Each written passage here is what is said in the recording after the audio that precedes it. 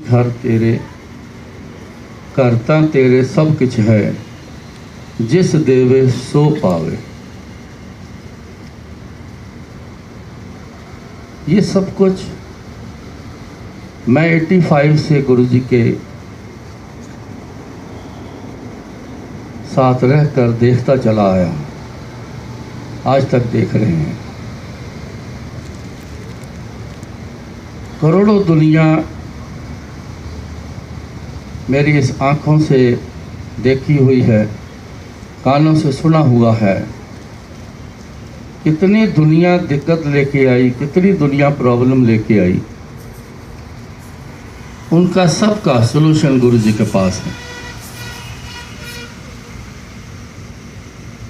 बहुत कुछ देखने के बीच बीच में मैं कई बार हैरान हो जाता था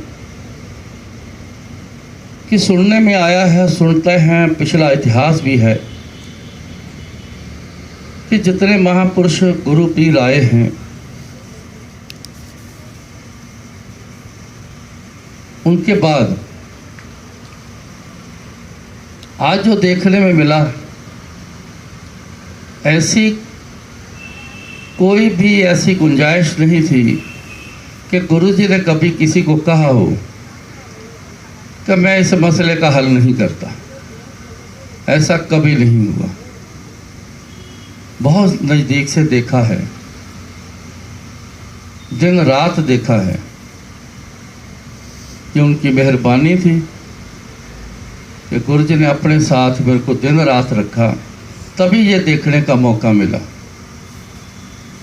घंटा 2 घंटे आना चले जाना, गुरुजी कुर्सी पर बैठे रहें, बहुत कम लोगों का दिखाई देता है। कोई दूर बैठा है, कोई नज़दीक बैठा है, किसी को पता चला है, किसी को नहीं पता चला है।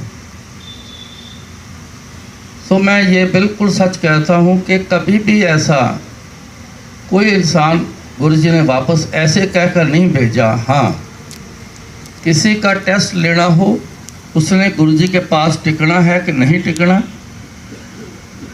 बहुत बड़ा काम होगा उसका, तो टेस्ट लेने पर वो कोई चला जाए अपने मर्जी से तो उसकी मर्जी रही, शायद आज भी होगी। मगर गुरुजी से जो टिक गया वो सब कुछ ले गया।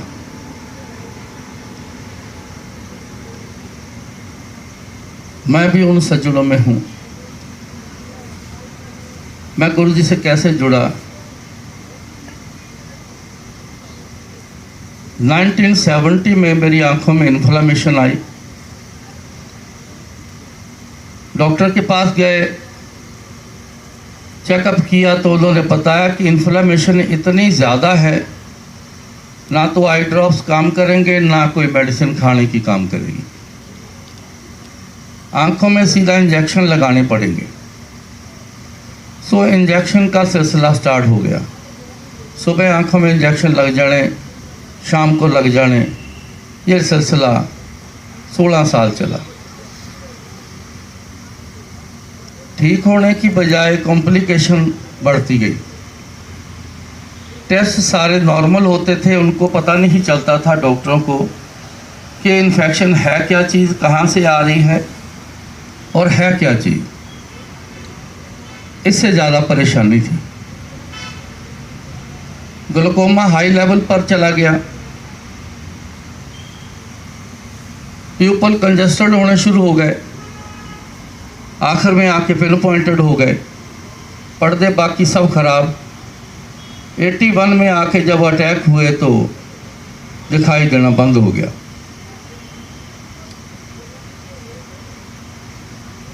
82 में गुरुजी जलंधर आकर सेटल हुए थे। उनके सिस्टर की शादी करनी थी, वो कपूरथला शादी हुई है उसकी। उस सिलसिले में जलंधर शहर बैंक्वेट हॉल चुना गया, तो शादी के सिलसिले में आए तो गुरुजी वहीं सेटल हो गए।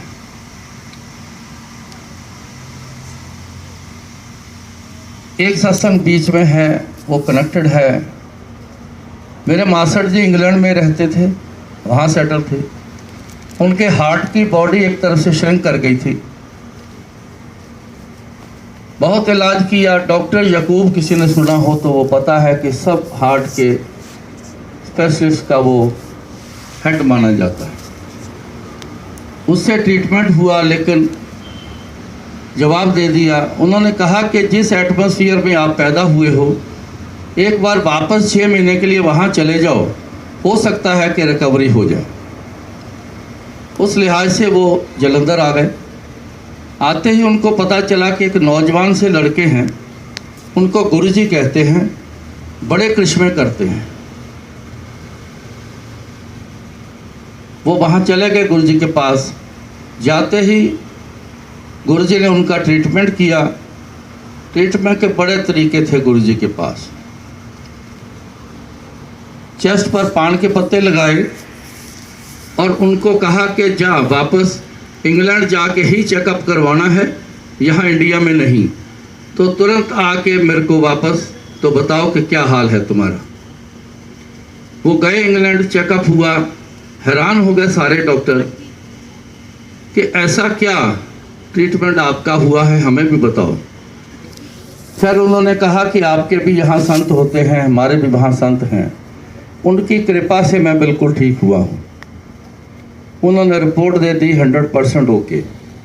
वापस आए, गुरुजी को आके बताया कि गुरुजी देखो रिपोर्ट मेरी, मैं बिल्कुल ठीक हो गया हूँ। तो गुरुजी ने कहा कि जा फिर मौज कर, 2.5 पैक रोज पिया कर। मेरे को उन्होंने 65 दिन अक्सर कहना कि देख मैं ठीक हुआ हूँ, तो भी गुरुजी के पास जा, तेरी भी आंखें शायद ठीक कर दें। लेकिन मेरा ट्रीटमेंट के साथ साथ मेरे फादर मेरे को कई महापुरुषों के पास लेकर गए, कई बाबों के पास लेकर गए, छोटे बड़े जो किसी ने कहना वहाँ ज़रूर ले जाना कि शायद इस पे किसी की मेहर हो जाए। तो ऐसा ना हुआ तो मैं सोचकर ये कह देता कि सारे बाबे एक जैसे हैं, कुछ करता कोई नहीं, सब पीछे लगा लेते हैं, तो इसलिए मैं उनकी बात को छोड़ देता था। समय चला गया। 85 में मेरे मामा जी के घर गुरुजी ने आना प्रवान किया, क्योंकि उनके भी रेक्टम में कैंसर का होल था। उनका ट्रीटमेंट किया तो उन्होंने शुक्राना के तौर पर गुरुजी को अपने घर इनवाइट किया। तो गुरुजी बोले, कहते तेरे घर जरूर आऊँगा, अपने उस भाणजे नूं बुला जिहदी आँखां खराब। मेरे को बुलावा आया दोपहर को। शाम को 7 बजे के करीब मैंने अपनी आंटी से पूछा क्या करना है। उसने बोला कि देख लो जैसे आपकी इच्छा।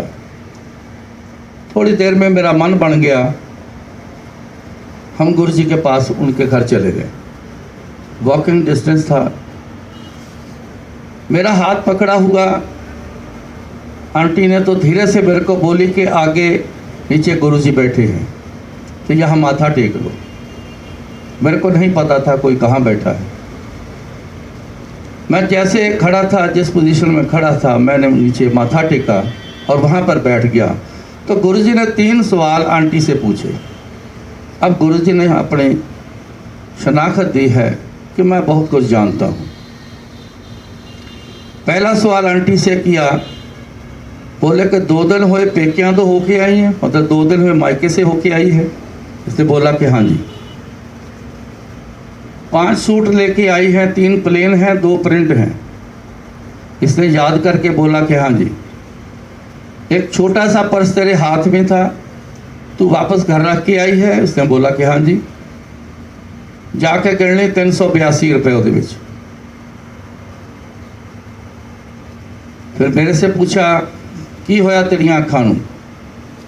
अब ये जो सवाल थे जो गुरु ने पूछा, उससे तो साफ स्पष्ट होता है कि गुरु जी सब कुछ जानते हैं, इतना कुछ जानते हैं कि पर्स में छोटा सा पर्स है, उसमें पैसे कितने हैं।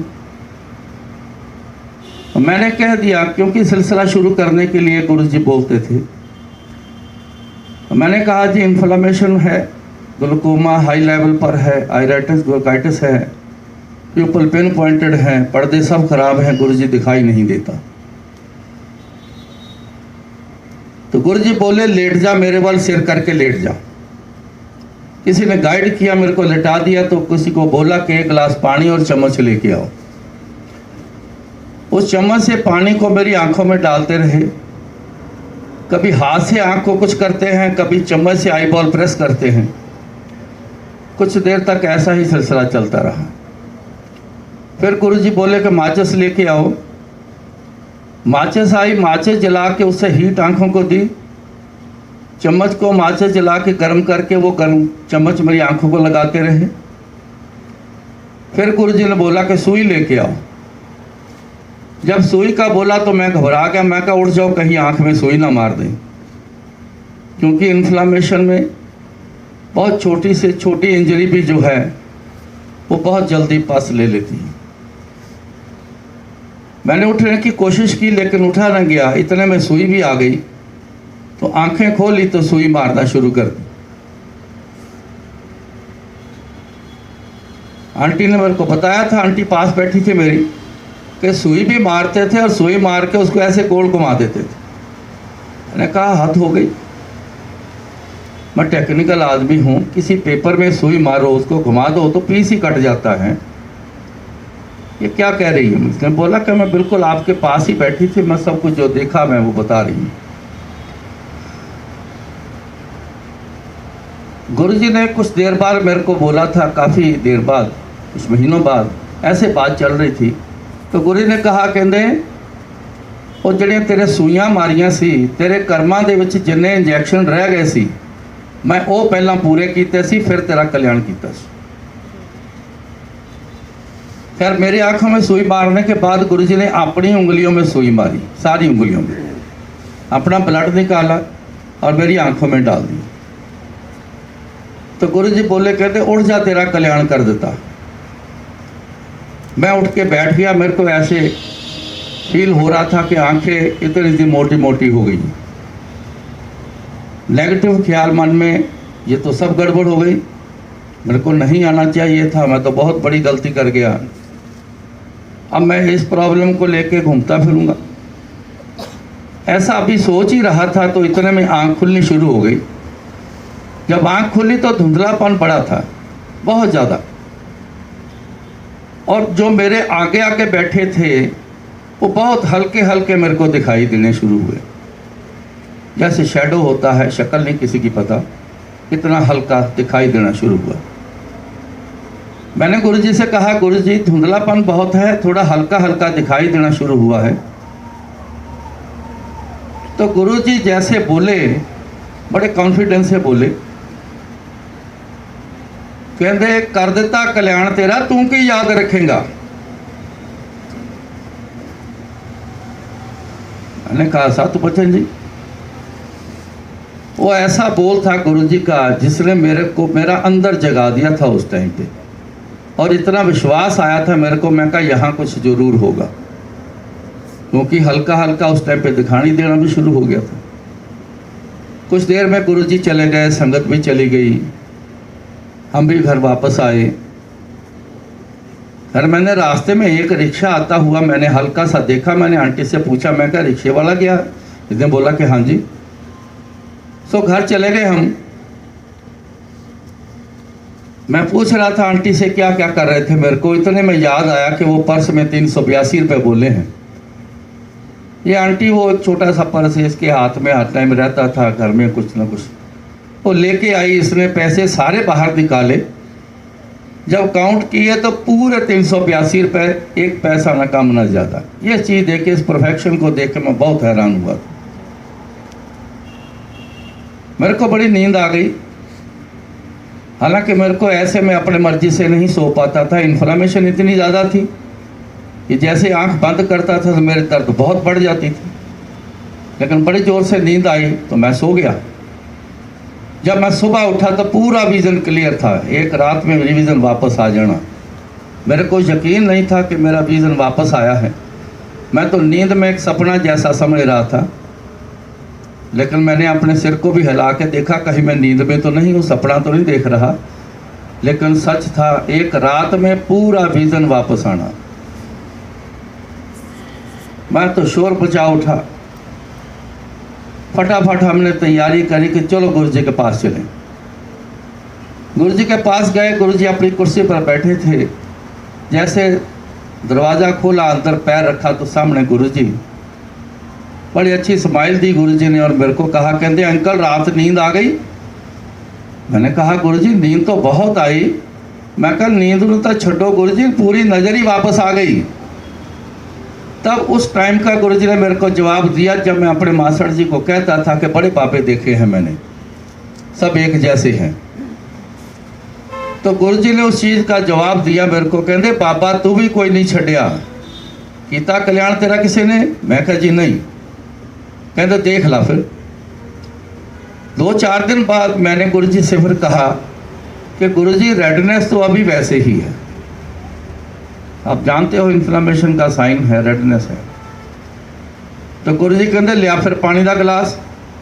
तो गुरु जी के किचन से मैं एक पानी का गिलास, स्टील का गिलास में लेके आया। गुरु जी के पास एक माला होती थी रुद्राक्ष की, वो गले में डाल के वो डिप करके बहुत अमृत तैयार करके देते। दिन में 2-2, 4-4 बार, 5-5, 6-6 बार अमृत तैयार करना। किसी को ना मिलना तो किसी को 7-8 गिलास मिल जाने। उन्होंने अमृत तैयार करके दिया तो गुरु जी बोले, कहते ले पीला, आज तो बाद तेरी लाली भी खत्म। वो ऐसा अमृत जाम मैंने पिया, 2-3 दिन में पूरी रेडनेस भी गायब हो गई। अब पूरे 29 साल हो गए, मई के महीने में गया था मैं, पूरे 29 साल हो गए हैं। कभी आज तक एक बार भी मेरे को आँख के डॉक्टर के पास उस प्रॉब्लम के लिए नहीं जाना पड़ा आज तक। हाँ छोटी मोटी आ जाती है, कभी थोड़ी सी इन्फेक्शन आ गई जो मौसम के लिहाज से है या किसी को हो जाए, तो मैं अगर गया हूँ तो नए डॉक्टर के पास अगर कहीं गया हूँ तो कि आपकी आँखों में प्रॉब्लम क्या आई थी, उनको समझ नहीं आई, क्योंकि वो इन्फ्लामेशन ऐसी होती है आँख में कि ये सारी उम्र नहीं जाती, हल्की सी चाहे रह जाए ज़रूर सारी उम्र रहती है, ये कभी पूरी ख़त्म नहीं होती।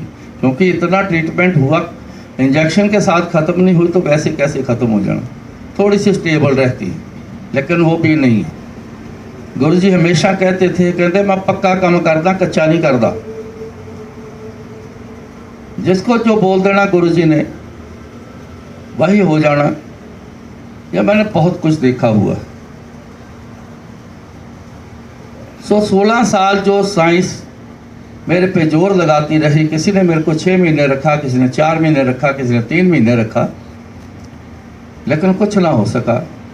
सो वो गुरु जी ने कर दिखाया।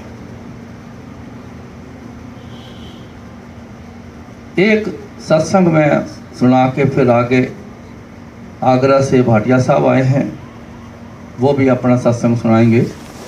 तो समय हमें ज़्यादा ना लो, क्योंकि सबको पता है कि गुरु जी के क्या क्या करिश्मे हैं।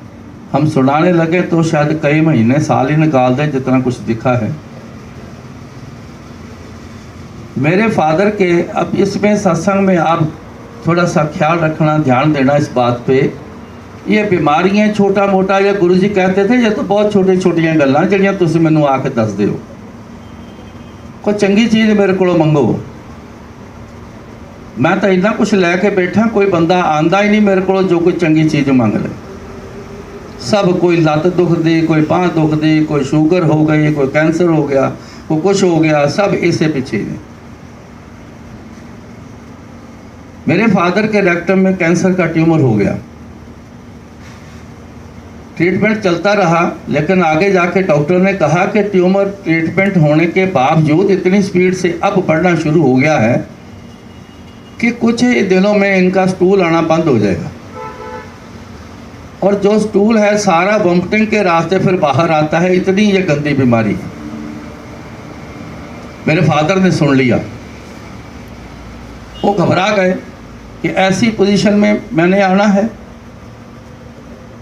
उन्होंने फटाफट लुधियाने थे मेरे छोटे ब्रदर के पास, वो कहने लगे कि अभी चल गुरु जी के पास। शाम को आ गए 4, 4:30 बजे। गुरु जी पहली शिफ्ट लगा के हॉल में ऐसे नीचे बैठ जाते थे, बैठे हुए थे। तो गेट नॉक हुआ, मैं गया, जाके देखा तो मेरे फादर थे। अंदर आए तो उन्होंने पूछा, आओ पिंडर साहब कितना आए हो? बैठ गए, तो बैठ के उन्होंने बताया कि ऐसा ऐसा डॉक्टर ने बताया है कि गुरुजी अगर आपने मेरे को ठीक ना किया, मैं नरक नहीं भोगूंगा, मैं खुदकुशी कर लूँगा। ये उनकी अब मौज की बात है। या तो मौज में महापुरुषों को, गुरुओं को, परमात्मा को लाना पड़ता है। बाई चांस वो खुद ही मौज में आ जाएं तो उनकी मर्ज़ी। वो खुद ही मौज में वो ऐसा बोल गए, कहते पिंडर साहब तुसी घबराओ ना मैं इत्थे नरक भोगण देंगा ना उत्थे। अब ये है सिरे की बात जो गुरु जी ने बोली है। अब आप थोड़ा सा ध्यान देंगे कि इतनी पावर गुरु जी के पास के ऐसे भी डील करते हैं। उन्होंने मेरे को कहा जा जग में पानी लेके आ, तो मैं लेके आया। गुरु ने वही माला टिप करके अमृत बना के उनको दे दिया। कहते जाओ जग ही ले जाओ, थोड़ा थोड़ा पीते रहना। वो चले गए। कुछ दिनों बाद मेरे को ऐसे हॉल से अपने रूम में जाना,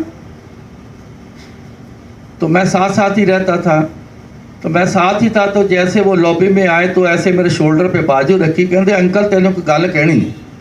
मैं कहा जी हुक्म करो। वो बोले, कहते तेरे डैडी की ज़िंदगी नहीं है, उनकी उम्र नहीं है। तेनों पता मैं ट्यूमर श्यूमर मिनट च गायब कर देना, ऐसे चुटकी मार के बोले थे गुरु जी। तेनों पता मैं ट्यूमर गायब कर देना। मैं कहा हाँ जी गुरु जी, पर तेरे डैडी की उम्र ना होने के कारण ऐसा मैं नहीं कर रहा है। ये कर्म भोग के जाएंगे। और उनकी डेट 30 मई रात को 11:05 पर मौत होगी। जैसे मैंने सुना मैं तो एकदम शॉक हो गया। वहाँ तो खड़ा का खड़ा ही रह गया। गुरु जी अपने रूम में चले गए, मैं वहीं बैठ गया। मैंने दिन गिनती किए तो शायद 26 दिन बाकी रहते थे। दिन निकल गए। 4 दिन पूरे पहले मेरे को गुरु जी ने कहा, कहते जा तू घर चले जा तो 4 दिन अपने डैडी की सेवा कर ला। तो 4 दिन पहले मेरे को घर भेज दिया। मैं चला गया।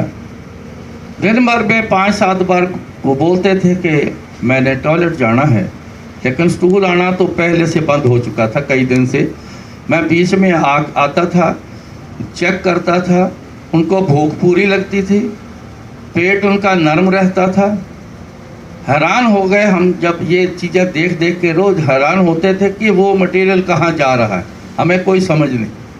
मैंने बोला भी था एक बार गुरु जी को, गुरु जी मगर वो चीज़, वो मटेरियल कहाँ जा रहा है? तो गुरु जी स्माइल दे के बस बात खत्म हो गई। तो जब लास्ट का दिन था, उन्होंने फिर कहा, ये रात को 9-9:30 बजे की बात है। मैंने कहा शायद ये आखिरी बार बोल रहे हैं, टाइम नज़दीक आ गया है। मैं ले गया उनको, टॉयलेट में बिठाया। तो मैं खुद बाहर ऐसे दीवार के साथ खड़ा हूँ। लेफ़्ट साइड पे मेरे मेन डोर था हमारे घर का, ज़्यादा से ज़्यादा 10-12 फुट दूरी पर। मेरे को ऐसा लगा जैसे एक साइड से दरवाज़ा खुला, क्योंकि थोड़ा सा ब्लैक दिखा। तो मैंने कहा दरवाज़ा खुला है, मैं दरवाज़ा बंद कर दूँ। मैंने जैसे एक स्टेप लिया, दूसरा ले रहा था, वो दरवाज़ा बंद नहीं था, वहाँ कोई खड़ा था काले रंग के। जैसे मेरे को ऐसा समझ आई कोई स्किन फिट, जैसे सिर से लेके पाँव तक किसी ने ड्रेस पहनी हो, ब्लैक कलर की। शक्ल सूरत कुछ नहीं, बड़ा अजीब सा बॉडी स्ट्रक्चर, ऐसे यहाँ से तीखा, ऊपर से चौड़ा, शोल्डर पीछे को निकले हुए। एक उनके पीछे खड़ा, वो उसके शोल्डर से देख रहा है। ये कोई सेकंड की बातें हैं। जैसे मैंने देखा मेरे को समझ आई, उनकी वाइब्रेशन मेरे को आई, बड़ी खौफनाक वाइब्रेशन मेरे को मिली। तो अपने आप मेरे अंदर से एक चीख निकल गई। जब वो चीख निकली तो चीख में मेरे मुंह से एक लाइन निकल गई कि इत्थे गुरु जी दा पैर आया। ये मेरे से बोल निकला। तो मैं हैरान हो गया। मैं आज भी बताता हूँ, तुरंत मेरे को वो जवाब आता है, मेरे कानों ने सुना है। कहते ताही असी अंदर नहीं आउंदे। मैं फटाफट दरवाज़ा खोला, अपने फादर को उठाया कि चलो चलो चलो जल्दी करो अंदर चलो। मैं उसको अंदर लेके गया, लिटाया, भाग के बाहर आया कि वो दरवाजे पर थी, अब कहाँ आए हैं। लेकिन कुछ दिखाई नहीं दिया, कुछ समझ नहीं आया वो कहाँ है कहाँ नहीं। 5 7 10 बार मैंने देखा बाहर आके। मेरे घर वाले पूछ रहे क्या हुआ है, तू घबराया बड़ा है, क्या हुआ तेरे को, बार बार तू बाहर क्या देखता है। मैंने कहा कुछ नहीं, क्योंकि गुरुजी ने मेरे को उस दिन बोला था खास करके कि ना तो ये बात घर में बतानी है ना बाहर किसी को बोलना है, कि मैंने तेरे को डेथ डेट बताई है और टाइम बताया है। तो मैं चुप था, मेरी नज़र भी घड़ी की तरफ थी। जब टाइम आ गया 11 बज गए, 11:05 हो गए, 11:15, 11:30, 12, सारी रात निकल गई, बादल बिल्कुल ठीक ठाक। मैं बड़ा हैरान, मैंने कहा ये टाइम निकल गया है, कहीं दिन का मेरे को गलती तो नहीं रख ली। लेकिन दिन गिनता था, मैं सब कुछ देखा, चेक किया, लेकिन सेम था। सुबह हुई तो मैं फटाफट गुरुजी को रिपोर्ट करने के लिए गया कि जाके बताऊं गुरुजी को कि फादर ठीक ठाक हैं। तो 8 बजे के करीब वहाँ मैं पहुँचा। थोड़े से लोग अभी आए थे, तो गुरुजी बाई चांस लॉबी में ही बैठे थे, तो 5 6 7 लोग गुरुजी के आगे बैठे थे। तो मैं दरवाज़ा खोला, अंदर आया, सामने गुरुजी बैठे, मेरी तरफ देखा तो गुरुजी बोले क्यों अंकल, रात जम देख ले। मैंने कहा हाँ जी गुरुजी 2 थे। कहते 10 इन्होंने की देखा। वो जो बैठे थे 5 7 लोग, मैं उनको फटाफट बताना शुरू कर दिया। इतने में गुरुजी उठे, साथ ही कमरा था उनका, वो अंदर चले गए। मैंने फटाफट शॉर्ट में उनको बताया मैंने क्या देखा है, और फटाफट गुरुजी के पास कमरे में चला गया, माथा टेका बैठा। मैंने कहा गुरुजी डैडी तो बिल्कुल ठीक ठाक हैं। अब बात ध्यान से सुनना, गुरुजी की बातें सुनना। ऊपर की बातें कोई ऐसे ही बताते हैं तो पता चलता है, अदरवाइज जो गया है वापस आके कोई नहीं बता सका आज तक। ये परमात्मा के घर का असूल है, वो खुद ही बता दे तो बता दे। अब गुरुजी के बोल की तरफ ध्यान रखना। मैंने कहा कि डैडी बिल्कुल ठीक ठाक है। कहते हाँ मैनू पता है। तो गुरुजी बोले, कहते मैं उन्होंने नाल एक वायदा किया सी, क्योंकि मैं जब पंजाबी तब बोल रहा हूँ, गुरुजी का वर्ड टू वर्ड आपको सुना रहा हूँ। मैं तेरे डैडी नाल वायदा किया सी, ना इत्थे नरक भोगण देंगा ना उथे। बीच में मैं भूल गया था, मेरे को उस दिन मेरे को उस टाइम याद आया कि हाँ आते ही गुरुजी ने ऐसा बोला था। तो आगे गुरुजी बोले, मैं अपनी जिंदगी तो 3 दिन उन्होंने दे दिते। उस 3 दिनों के विच अपना कर्म भोग पूरा करेंगे। कर्मों का भोग ख्याल रखना, सबका होगा, सबका होता आया है, आगे भी चलना है। ये सिस्टम उसका ऐसा है। जितनी मर्जी हाय हाय कर लें, जो मर्जी कर लें, अपने ही कर्मों का किया हुआ जो जब फल आगे आता है तो हम ही हाय हाय करते हैं। तो कहते इन 3 दिनों के विच अपने कर्म पूरे करेंगे। आगे लाइन बोली कि बैलेंस शीट जब तक नील नहीं होती, डेबिट क्रेडिट नील नहीं होता, तो आगे अकाउंट चलता रहता है, खाते चलते रहते हैं। मतलब जन्म होते रहते हैं, जन्म मरण ये सिलसिला चलता ही रहता है। पता नहीं हम कितने जन्म से आ रहे हैं, कितने जन्म कैसे कैसे जन्म लिए हैं, कर्मों के हिसाब से जन्म मिलता है। आगे पता नहीं कितने खड़े हैं हमारे लिए जन्म। लेकिन गुरुजी के मुताबिक जो उन्होंने एक्सप्लेन किया वो ये है। तो टाइम कहते हैं वही रहेगा 11:05। तो अब तू चाय पी ले और तू घर चला जा। मैंने वहाँ चाय प्रसाद पिया, घर चला गया। जब मैं घर चला गया तो मेरे जाने के कुछ देर बाद उनके पेन स्टार्ट हो गई। हम पूछ रहे हैं कहाँ पेन हो रही, उन्हें कुछ समझ नहीं आ रही। इतनी ज़बरदस्त पेन उनके 2.5 दिन पूरे पेन हुई, पूरे 2.5 दिन, दिन रात हुई।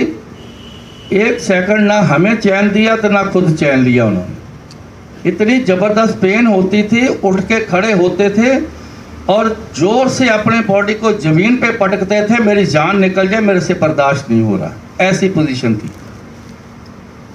आखिर के आधा दिन जब रह गया तो फिर वो शांत हो गए। अब कर्मों का भोग पूरा करवा दिया गुरुजी ने। मेरे को जो समझ आता है कि जितने कर्म रह गए थे वो सारे इकट्ठे करके वो 2.5 दिन में पूरे उनके कर्म भोग करवा दिए। तो आधा दिन में शांत रह गए। उनके मुंह से 2 वर्ड निकलने शुरू हुए, वाहेगुरु वाहेगुरु, धन गुरु जी, धन गुरु जी। ये पूरा 11:05 तक एक भी ब्रेक नहीं ली, वो बोलते ही रहे। और जैसे 11:05 हुए, 3 सांस उन्होंने उखड़े से लिए हैं, शरीर छोड़ दिया। अब आप इस गुरु जी की लीला से समझ सकते हैं गुरु जी क्या पावर हैं। आज कोई भी शख्स ये ना समझे कि गुरु जी शरीर छोड़ गए हैं, शायद आज कुछ है या नहीं है। पुरानी संगत में काफ़ी लोग छोड़ चुके, वो कहते हैं गुरु जी चले गए, बस अब क्या रह गया, वो रह गए हैं। लेकिन आप संगत में बैठते हो, देखते हो, पहले से भी बहुत ज़्यादा। अंदर जाके देखो तो सही जरा, क्या क्या लोग कैसे कैसे अपने अपने सत्संग सुनाते हैं, मैं भी देखता हूँ। अभी भी लेटेस्ट भी खाया नहीं जा रहा था, उसके मुंह के अंदर कैंसर था। मैंने कहा जी आप खाओ, अभी देखना आपके अंदर ये खाना जाएगा, ये लंगर जाएगा। ये बिल्कुल सामने बैठे, जब उन्होंने पहले कराई चबाई तो अंदर गई, तो उनकी आंखें खुल गई उस आंटी की। उन्होंने वो पूरा लंगर खाया। ऐसा सिस्टम है। सो गुरु जी की लीला बहुत बड़ी है, अनलिमिटेड उनकी कृपा है, कोई सीमा नहीं। सो सुनाने को तो और भी बहुत कुछ है, लेकिन आगे भी सज्जन बैठे हैं, समय का भी ख्याल है, आप लोगों ने भी जाना है। सो अब रविंद्र भाटिया जी आगरा से आए हैं, बहुत कमाल का है इनका भी सत्संग, और ये सुनाएंगे। जय गुरु जी। संगत जी, गुरु जी कहते हैं कि मैं सत्संग करने वाले और सुनने वाले दोनों को ब्लेस करता हूँ। तो संगत जी, अगर आप भी अपना सत्संग हमारे साथ शेयर करना चाहते हैं तो अपने सत्संग की ऑडियो या वीडियो रिकॉर्डिंग करके दिए हुए नंबर पर आप ईमेल कर सकते हैं, या फिर आप हमें व्हाट्सएप भी कर सकते हैं। संगत जी, हम आपका सत्संग फेसबुक और यूट्यूब दोनों पे शेयर करेंगे। और अगर आपने अभी तक हमारे चैनल को सब्सक्राइब नहीं किया है तो संगत जी चैनल को भी सब्सक्राइब कर लीजिएगा, बेल आइकन ऑन कर लीजिएगा, ताकि आने वाले सत्संग की नोटिफिकेशन आपको सबसे पहले मिले। जय गुरु जी।